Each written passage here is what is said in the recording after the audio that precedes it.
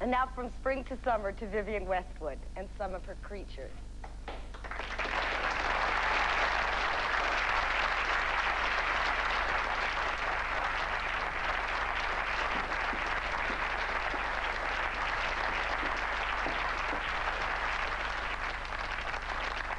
Speaking of fantasy, what do you think of Western civilization as we know it? It's my opener. The 20th century. What do you think about culture? Yeah. Yeah. The 20th century suffers. We suffer because we have no art in the 20th century. It's the century of the iconoclast. That means that tradition and technique have been thrown away. And is that bad? Are you pro-tradition? It's the only place to look for anything. You can only look to the past for any inspiration, for any knowledge. I believe that all knowledge is in books, and I believe that all love is in art.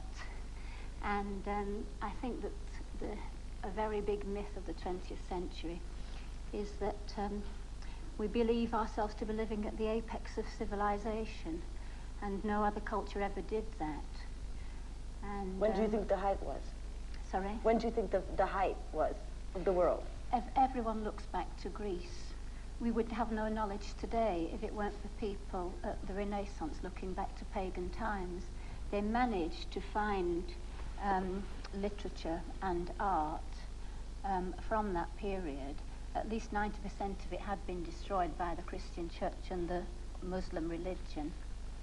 And had it not been for that, we would have had no knowledge. We imagine that we're making progress. This is an illusion because of science. We think that because we keep discovering all these scientific things that we're progressing, but in fact, we have no perspective. But, you know, you also were helpful in inventing punk. Are you backtracking?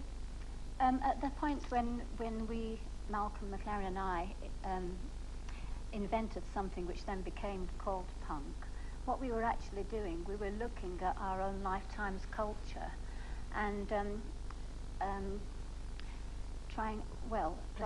thing is that I then am the same as I am now in terms of the fact that I went through a teenage trauma, as most people in the world do, which means that you suddenly realize how dreadful and how mismanaged the world is, and you want to do something about it. And if you can't do much about it, at least you try to put some spokes in the wheel and you try to destroy things, and our big label was destroy.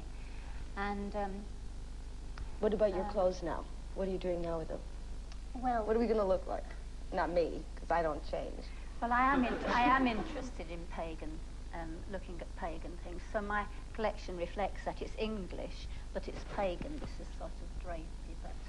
But these are some of the things from my older collection. There's one, the Queen, when I came back to England, because I just wanted to put my roots down. But now it's going sort of pagan kind of look. What do you think about the image of romance then? This kind of, you know, frilly flowers and, you know, some kind of ideal woman. What do you think about that? Well, I wasn't thinking of flowers when you said that, but romance, I saw something on the tube which said, it was a dating service, and it said, don't let life and love pass you by, as if they're one and the same thing. I would think that a love affair would be, you know, go a long way to helping life pass you by. I would think that... So you think men are sort of the things that keep us mesmerized, rather than part of the fast life? I think men have everything to offer, and I think if women want to change, it's up to them to change in themselves, not to look at men as being their problem. I mean, I don't think men are. I think that, you see, because women are the most conservative section of society, they have something to protect, the home and children, and women's lib. That's how Margaret Thatcher got in for a start. I mean, and I think men are great. Yeah. So do I, but we can remove certain parts of them sometimes. Thank you very much. Thanks for being on the show. Thanks so much. Thanks for being here.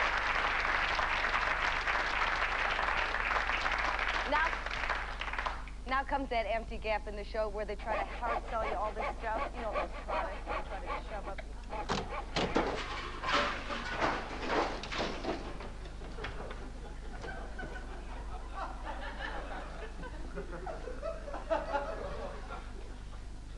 Nothing can hold me.